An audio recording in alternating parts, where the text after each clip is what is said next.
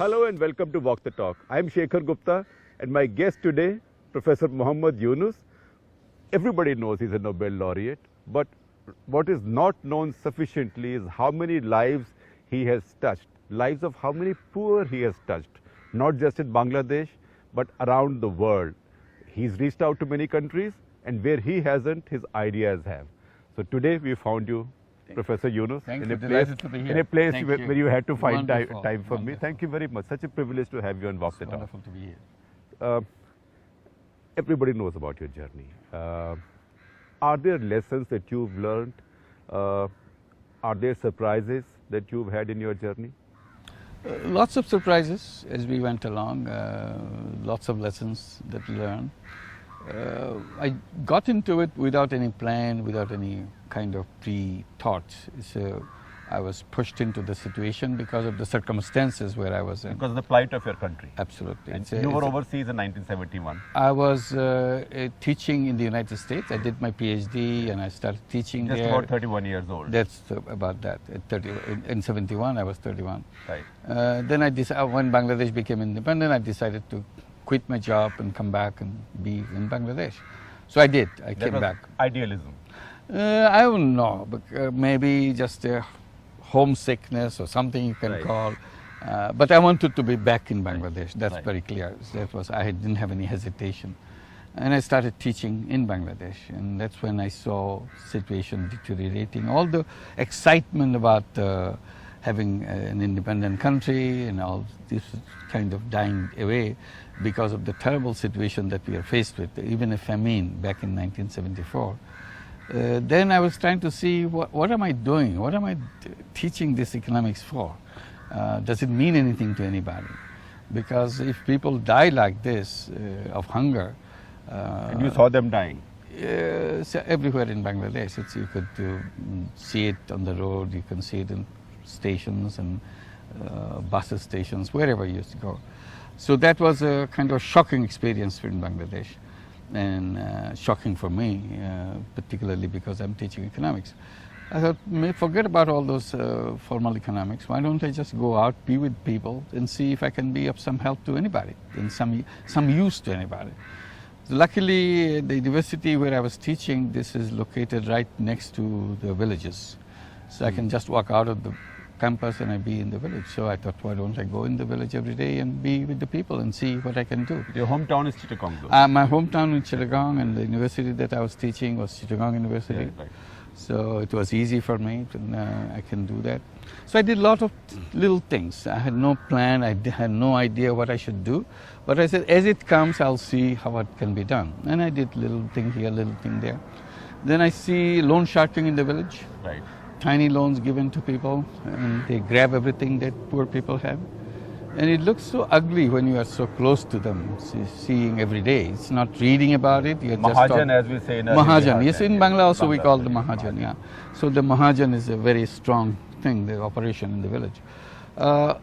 And you don't know what to do with it, because in your textbook there is nothing that's told that this is how you solve the problem of Mahajans.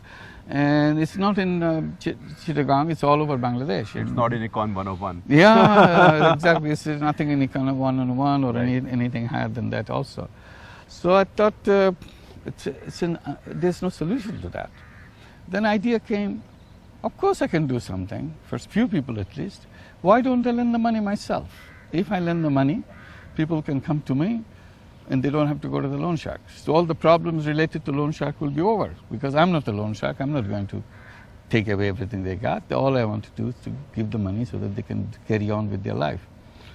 Immediately I started doing that, taking money out of my own pockets, giving money to people. And people loved that. First, in the beginning, they couldn't believe that I'm doing that. They thought I have some idea up my sleeve, because later on probably I'll be worse than the Mahajans. So they could overcome the initial... So they were figuring out what your motive was. What your motive was, what is behind it. So this is why very being so kind to me? Why is he so kind to me? Exactly. So I thought, no, I have no plan against it. All I want to do is you don't have to go to the loan shark. You can come to me and carry on with your life. And it became very popular.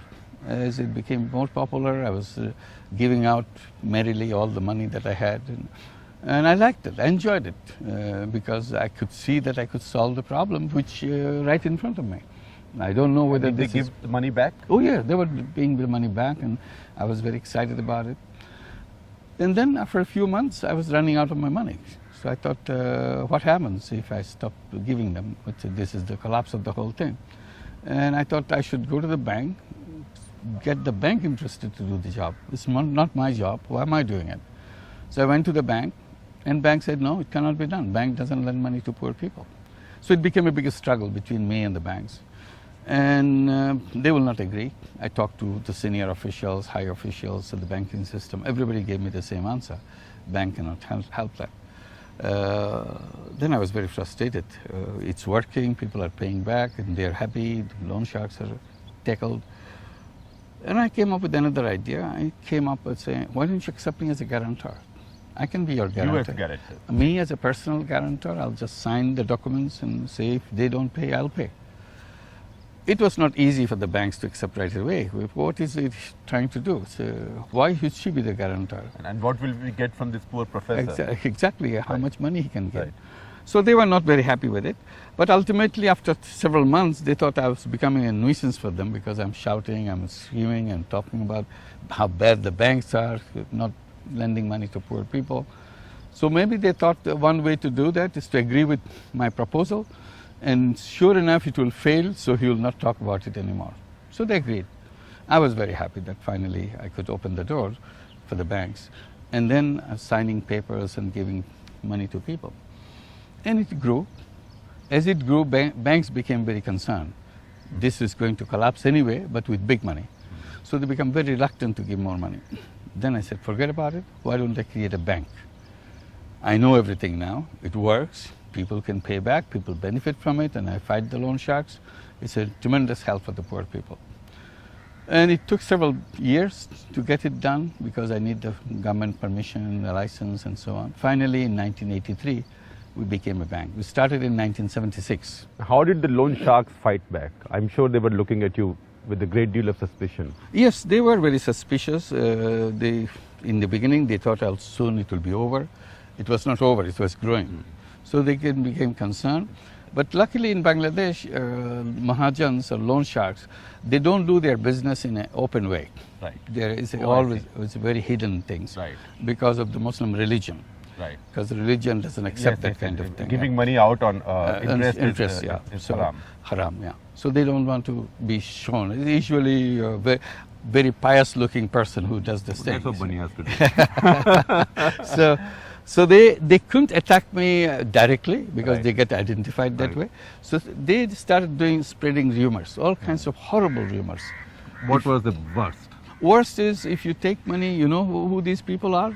These are the preachers. These are the Christian preachers who came to convert you into Christianity. So if you take their money, soon they will insist that you convert. Yes. So stay away from that. So they started making on the religious terms what's bad about this. And poor people got very concerned. No, we don't want to lose our religion. We would rather be hungry and die of hunger, but not give away our religion. So that kind of stayed for a while. But we said, look, nobody is a Christian here. You look around, it's your children, your people from this village or other villages who are going to school in the university. These are my students who are coming to you. There is no secret thing here. So some people out of desperation believe that, okay, maybe this is right, so why don't you take? Others who are staying away, they said, well, nothing is happening to them.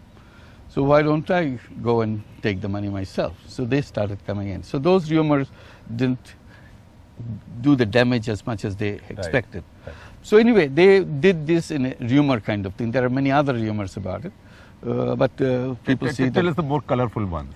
Colorful one is, government wants to restrict the population in the country. Right. So they are trying, they are giving you medicine, they are giving you, they split your stomach to stop producing more children, all kinds of things. Yes. Horrible and I think things. Late 70s India went through this also. Same thing. Forced sterilization. Exactly, forced sterilization kind of thing. So then this is the new gimmick for the government. And Bangladesh had lost its democracy around that time. There was a coup. Yeah. Just on the eve of our emergency. Okay. So this goes on, and they said this is a new gimmick from the government. Right. Then I started talking about the women. I said, look at this. Not only you don't lend money to poor people, you don't lend money to women at all.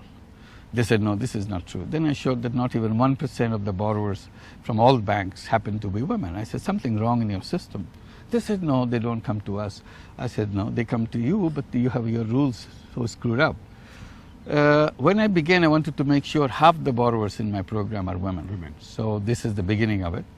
And it was quite difficult to go to poor women, explain to them what it is, why we want to give the money. They get very scared. They said, no, no, don't give it to me, give it to my husband. He's the one who understands money. I don't understand any money.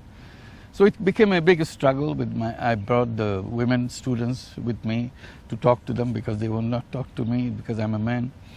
But these women will not accept the money. They said, no, no, no, we don't want to do that. So the girls who were working for me, they said, well, why are we insisting on the women? Because they said they don't know anything, they don't have any idea what to do with the money. Then I said, well, when they say that I don't know what to do with money, you always remember this is not her voice. This is the voice of history which created her. Because she was created in a way of, her life is made of all the fears around her. Right. Everything she does is wrong. Society is telling you are wrong. The fact that you are born as a girl is a wrong thing. You should have been a boy. So always check with the husband or the father. Everybody or the is always that. So suddenly you cannot undo the things. Our job is to peel off the fear in her.